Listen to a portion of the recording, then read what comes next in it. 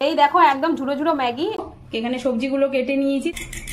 তো দারুণ এক্সাইটিং একটা মানে গুড মর্নিং। আজকে হচ্ছে শনিবার, আর শনিবারের এই ব্লগে তোমাদেরকে অনেক অনেক স্বাগত জানাই বৌরানিমিতার এই ব্লগসে। আর সকাল সকাল আমি গেছিলাম আজকে কোথায় জানো, বাজারে। খুব ইচ্ছে হচ্ছিল ম্যাগি খাবো, মানে ম্যাগি হয় না এমনিতে খাই না, আর একটু যদি মনে হয় যে হ্যাঁ আজকে একটু খাবো, মানে তখন কতক্ষণে এনে খাবো।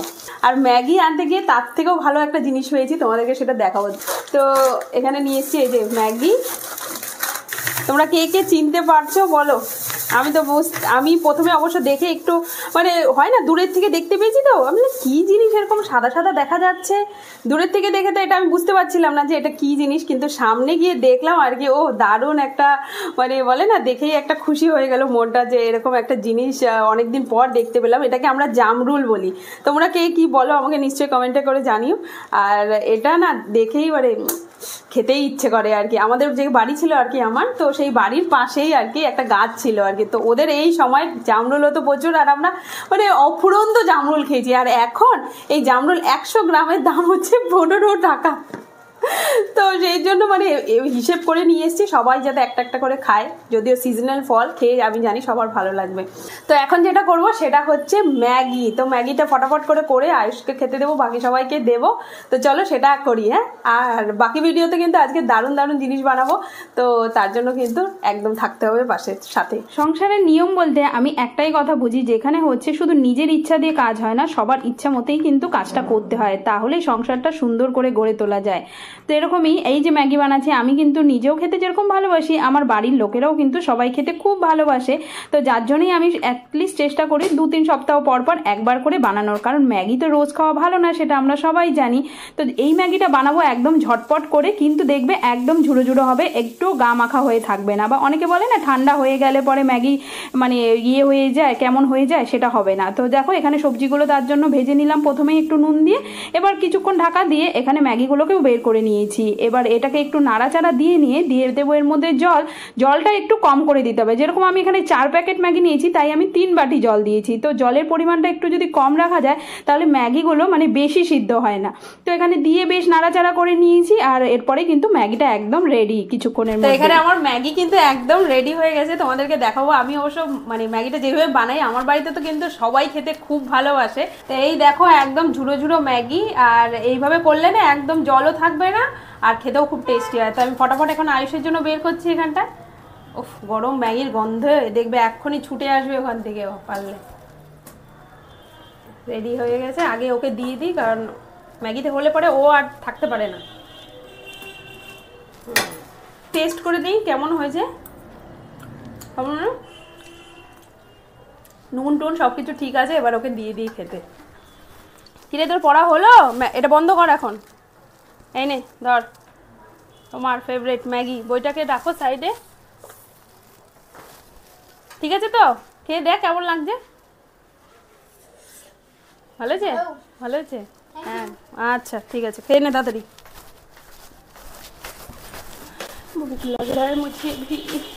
সামনেই তো সরস্বতী পুজো, আর সরস্বতী পুজো মনেই আমার একটাই কথা মনে পড়ে। ছোটবেলায় মায়ের শাড়ি পরে যেতাম, তাও আবার স্কুলে।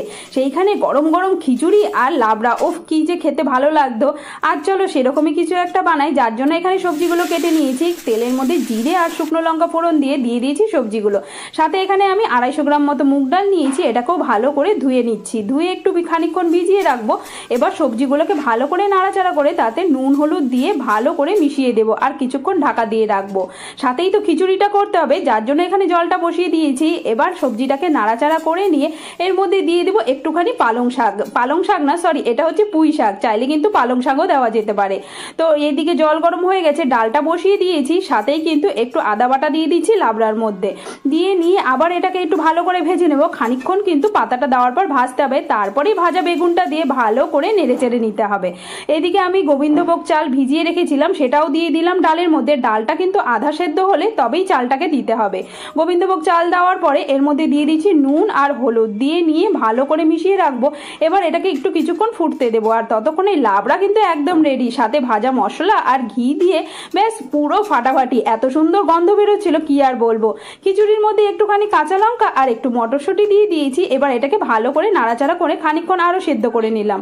নিয়ে এবার ফোড়নটা দিতে হবে, যার জন্য এখানে কড়াইতে তেল নিয়ে নিয়েছি। এর মধ্যে দিয়ে দিয়েছি 5 ফোড়ন। অনেকে জিরে ফোড়নও দেয় অবশ্য, আমি কিন্তু 5 ফোড়নটাই ভালোবাসি। সাথে শুকনো লঙ্কা, তেজপাতা আর আদা, সাথে কিন্তু একটুখানি টমেটোও দিয়ে দিয়েছিলাম। চাইলে কিন্তু তোমরা এখানে নারকেলও দিতে পারো। সাথে একটু জিরে বাটা, তার সাথে হলুদ গুঁড়ো দিয়ে ভালো করে এটাকে কিন্তু ভাজতে হবে। ভেজে নিয়ে মশলাটা বেশ যখন নাকি একদম তেল তেল হয়ে যাবে, তখন এই মশলাটাই দিয়ে দিতে হবে খিচুড়ির মধ্যে। আহা, কি যে সুন্দর গন্ধ, তোমাদেরকে কি বলবো। এই খিচুড়িটা খেলে একদম মন তৃপ্তি হয়ে যায় আর কি। তার মধ্যেই ভাজা মশলার জলটা দিয়ে নিয়ে ভালো করে নেড়ে চেড়ে খানিকক্ষণ আবার ফুটিয়ে নিচ্ছি। সাথে ওপর দিয়ে এই ভাজা মশলাটা দিচ্ছি, সাথে ঘিও দিলাম। ভাজা মশলায় কি কি দিয়েছি, এর মধ্যে আছে জিরে, ধনে আর তার সাথে এলাচ ভেজে নিয়ে বেটে নিয়েছি। ব্যাস, খিচুড়ি আমার একদম रेडी। मम्मी खिचड़ी कैसा बना है? हाँ ठीक ठीक बना है, लग रहा है पूजा का भोग जैसा खिचड़ी। हाँ, এখানে দিয়ে দিয়েছি খেতে। দেখো, লাবড়া, তার সাথে স্যালাড আর আছে খিচুড়ি, গরম গরম খিচুড়ি।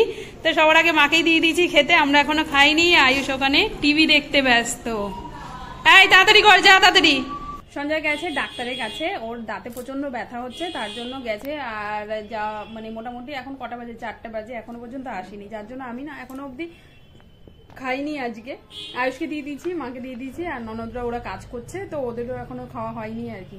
তো আসুক, এখন আসলে পরে তারপরে ওকেও খেতে দেবো আর আমিও খাবো আর কি। তবে খিচুড়িটা খেয়ে কিন্তু আমার শাশুড়ি মাও খুব ভালো বলেছে, আর আয়ুষও খেয়েছে, ও বলছে খুব ভালো হয়েছে। তো সরস্বতী পূজার সময় আমরা না খিচুড়ি খেতে তো খুব ভালোই লাগে। তো ভাবলাম যে চলো ঠিক আছে, সরস্বতী পূজা তো খাবোই, তার আগে বাড়িতে একটু বানিয়ে খাওয়াই, আর দেখি সবাই কি বলে। তো অ্যাকোয়ারিয়ামটা এখানে ভালো করে পরিষ্কার করে দিয়েছি। দেখো কি সুন্দর করে কাজটা করেছে। আমার তো আর সময় হয়নি, ও আজকে করে দিয়েছে। আর মাছগুলো মনে হচ্ছে একটু ফ্রি হয়েছে, জলটা একদম কমে গেছিল। আরে বাবা, তো যাই হোক, এই দেখো সত্যি না কিরে। গুড ইভিনিং বন্ধুরা, চলে এসেছি। দেখো এই যে প্রায় এখন 9টা বাজে, তো চলে এসেছি রান্নাঘরে। আর এখানে এই যে তরকারি করা হয়ে গেছে। এটা একটা আলু বেগুন সবকিছু দিয়ে একটা তরকারি করেছি, কিন্তু ছেলে বলছে এখন সেটা নাকি খাবে না। তো খাবে না বলতে ও এই মানে বেগুনের জন্য আর কি।